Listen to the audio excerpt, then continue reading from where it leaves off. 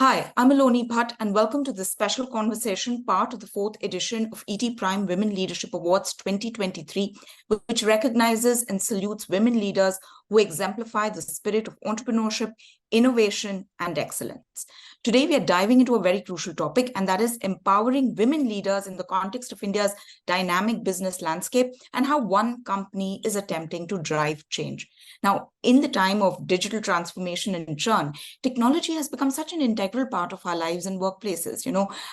It has immense potential, and the complex dynamics influences women's participation and advancement in leadership roles. Now, India has made significant progress in various sectors, but there still seems to be a persistent gap when it comes to empowering women and promoting their leadership potential in business and also at workplaces. So how are companies making the shift? What are the challenges that they face?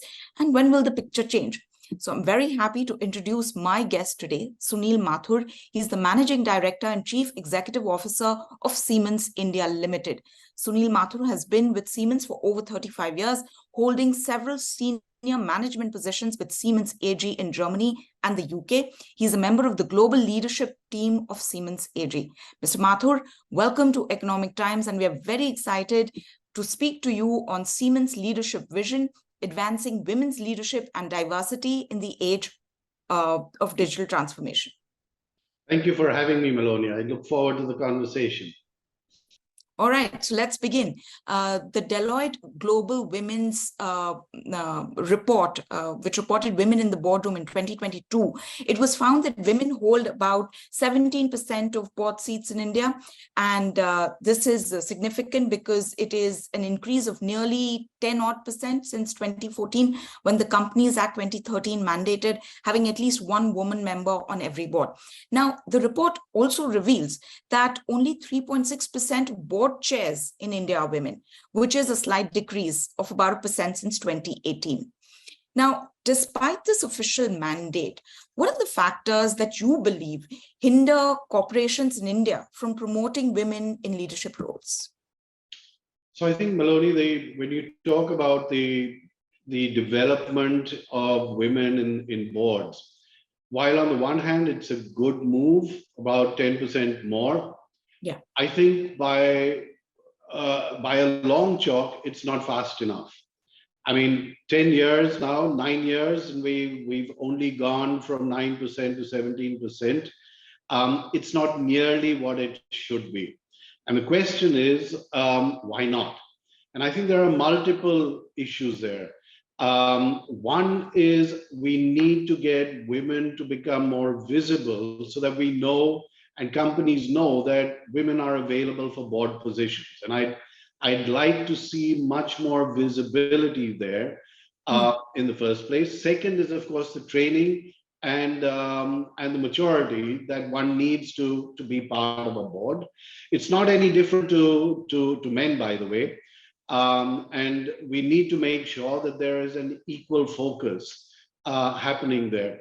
On the side of the companies, on the other hand, I think it is critical that many companies actually go out there and put in a very clear mandate that they need more women on the board.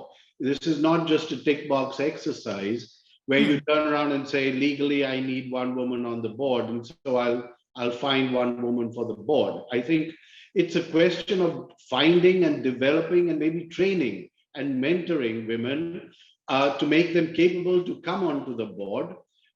Just by definition, unfortunately, there are many more men in positions that qualify for boards and not enough women. And I think we've got to start there. Boards have got to, and companies have got to start mentoring and training their leadership, maybe getting them onto board positions in other companies and so on.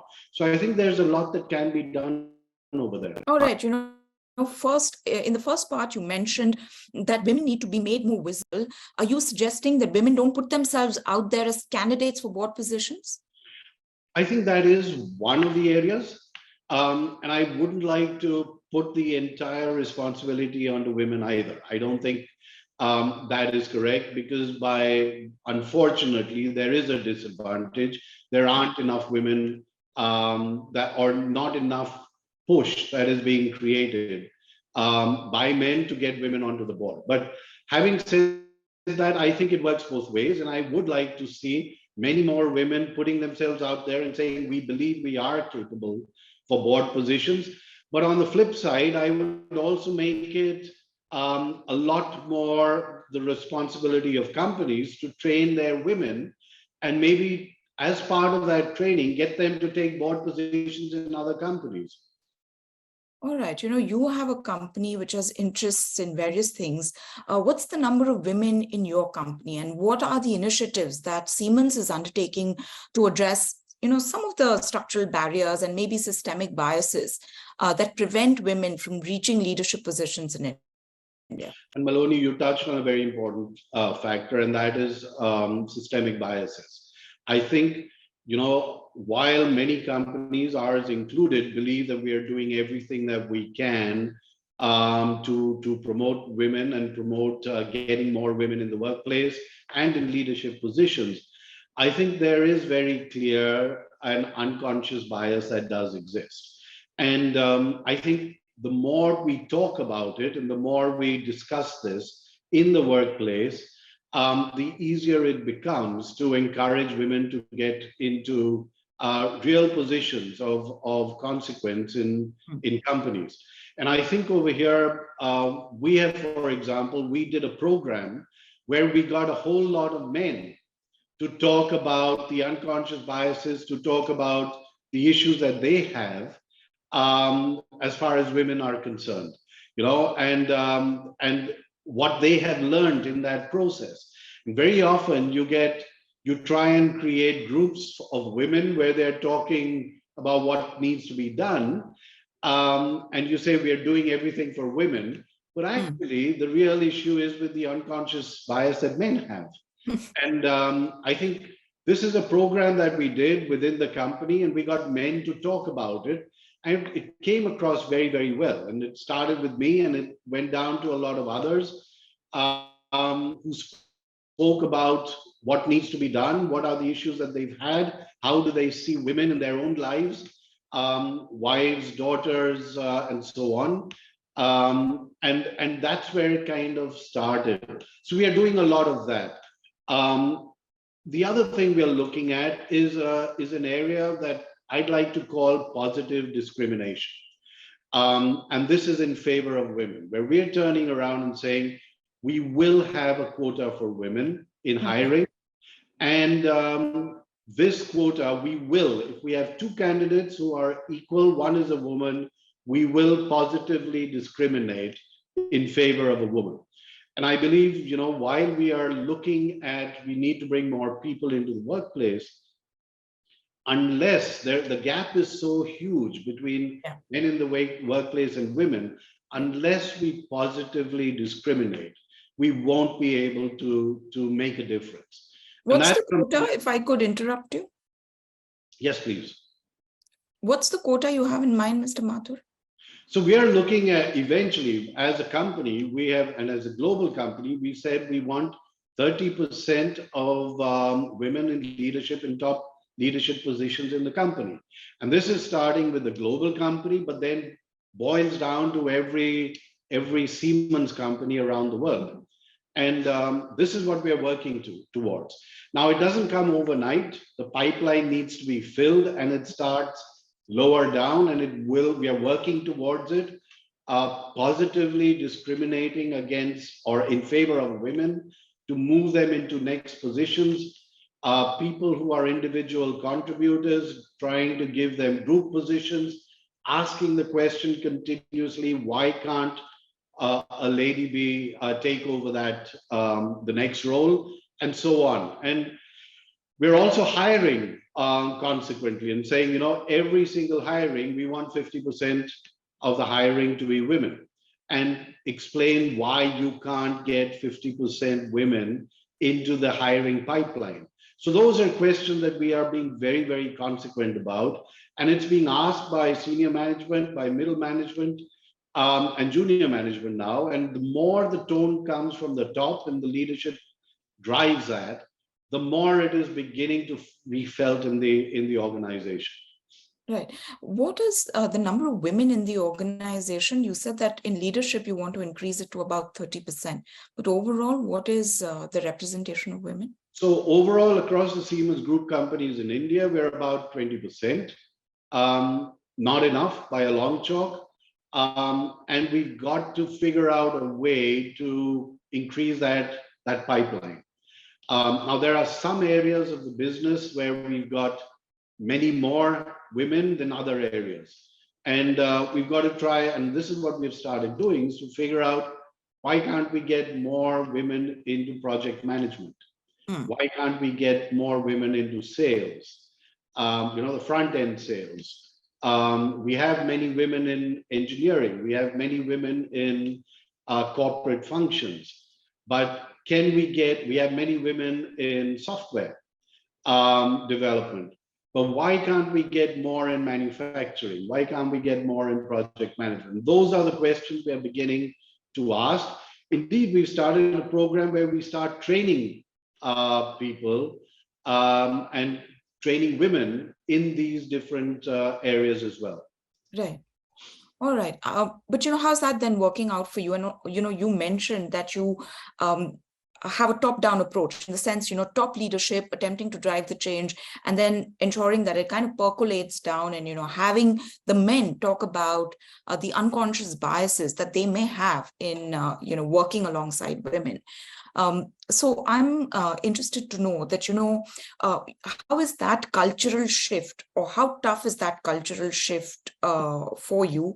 And, what are some of the lessons that maybe some of the other corporates, could draw?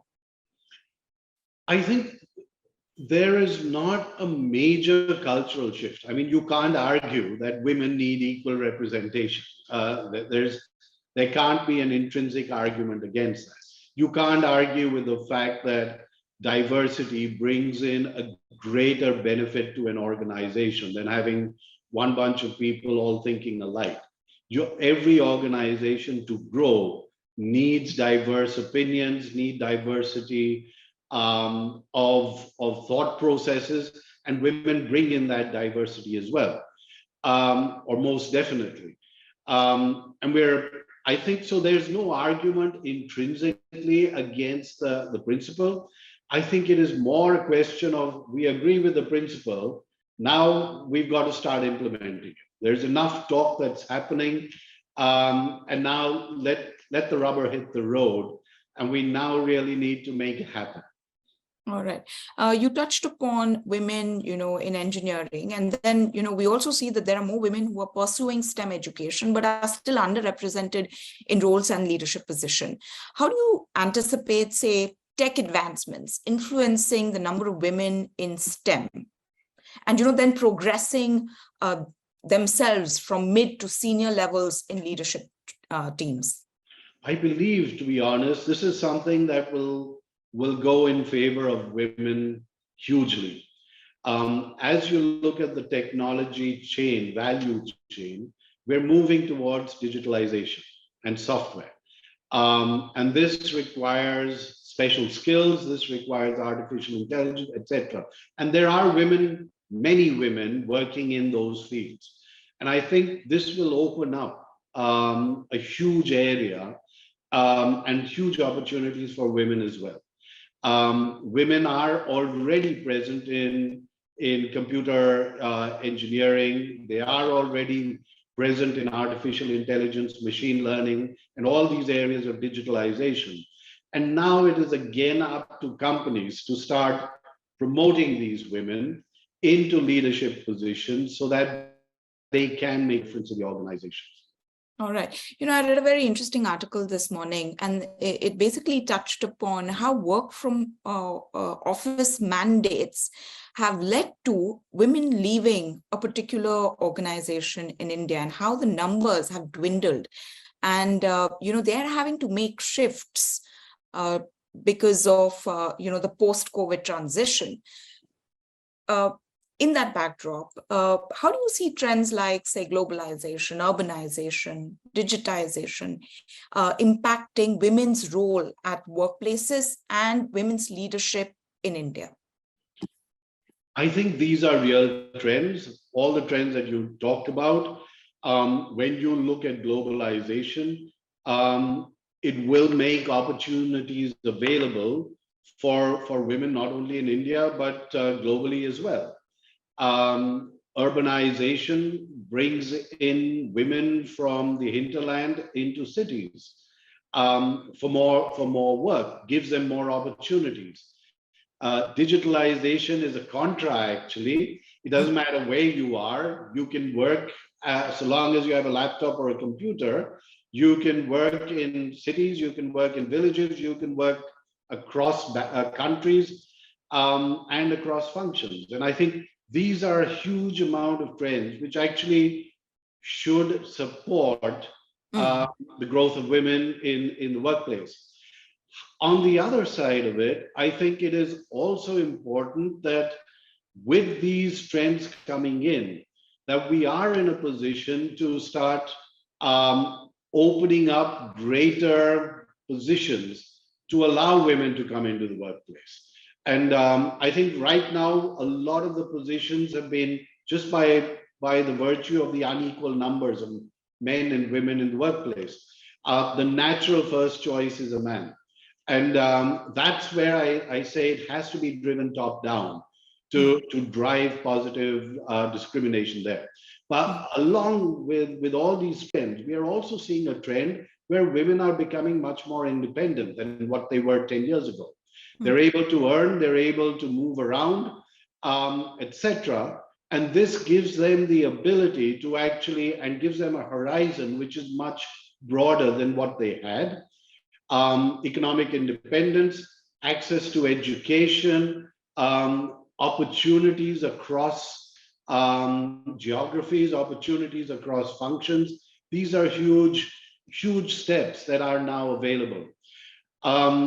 On the side of the company now, when you rightly mentioned some women are leaving companies because they're not being offered the opportunity of work from home, that is something where the companies are going to have to start thinking about. Where we are going to have to create environments that make it comfortable for women to actually thrive in the workplace. It is true that while we do believe, and it is critical, that taking care of the home is actually a dual responsibility. Yeah. Both for men as well for women. That transition of the heavy lifting being done currently by women with taking care of the children, taking care of the family, taking care of the workplace, etc., that is still very much a reality in the Indian ecosystem.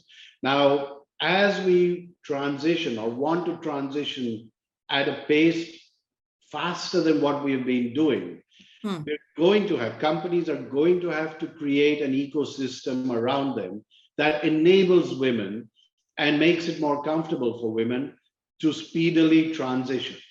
And that means work from home is going to have to be an offering. We are going to have to look at how do we handle phases in lives that we all go through, where you have children, then you've got education, and then they leave, get into school, and they move on, and there are the responsibilities, social responsibilities in parallel to career growth. And very often, when you are wanting to build your career and you are really ambitious, that is the time when you're also wanting to start a family and have other responsibilities. And that's when it becomes really, really difficult to balance these. This is where companies can do much more. And I think things like work from home, things like maternity benefits and time over there, these are all going to become much more real. And this is something very concrete that companies can start doing. Would Siemens be, open to having more women or offering them more flexibility in terms of work from home? Absolutely, and we are doing it already. So we have mandated overall, or not mandated, we have recommended 2 to 3 days only in the workplace, right? So we don't have a mandate saying everyone has to come to the office, and this is irrespective of gender, right? We're saying everyone can work from where they would like to. The recommendation is depending on your work profile and what your manager's needs are. 2 or 3 days in the office would be recommended, and that takes care of a lot of these issues as well. So absolutely, we're also looking at coaches for women, international coaches as well as coaches within our company here. We're looking at ways where we can support women when they come back after their maternity leave and get integrated much faster back into the workplace without having to get the disadvantage of being out of the workforce for 7 months, 8 months, 9 months, whatever the period is. All right. This is now my last question to you. You know, all of these things that you spoke about, does it form part of the gender diversity program that you launched in 2021, which is the global gender diversity program, and which emphasizes the importance of gender equity as a business issue, also something that you touched upon earlier. India, you know, through the G20 is aiming to promote a women-led development process and unlock the she economy.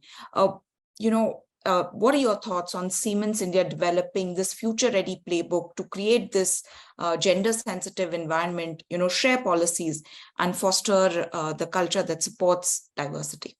Oh, absolutely. This is central to the strategic plans that Siemens has.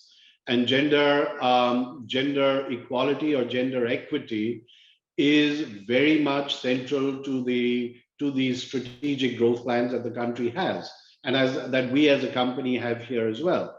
As we grow our businesses, we will be hiring more women. We will be growing more women in the organization, because we do believe that growth will not come unless we have this diversity in the workplace here in Siemens. All right. So my last question to you is now, really my last question to you is, what are your thoughts on the gender pay gap? It is something that does not get spoken of often enough. We do have, fewer women in the workplace as far as India is concerned, fewer still in leadership, but we also have this gender pay gap. How are we going to bring in that parity? I think this will have to start from the top. It starts with a mindset change where companies, managements, boards are going to have to seriously start discussing this. And I don't think regulation will solve this problem. I think this is something that companies that are truly committed to bringing in a diverse workforce will have to start bringing into their boardrooms and having those conversations in the boardrooms, and really examining themselves. Do we have it? To what extent does it exist? How do we get rid of it? Is it reality? Is it perception? And if it is either reality or perception, how do we go about setting it right? But this is going to have to come top down. It will have to start boardroom discussions, get into the management ethos, get into the workplace conversations, and the more we talk about it, the more we will learn about where exactly these gaps are and what needs to be done about it, how real they are, to what extent they are, and the sooner we can start plugging them, the better. And do you think corporate India is ready to have these conversations?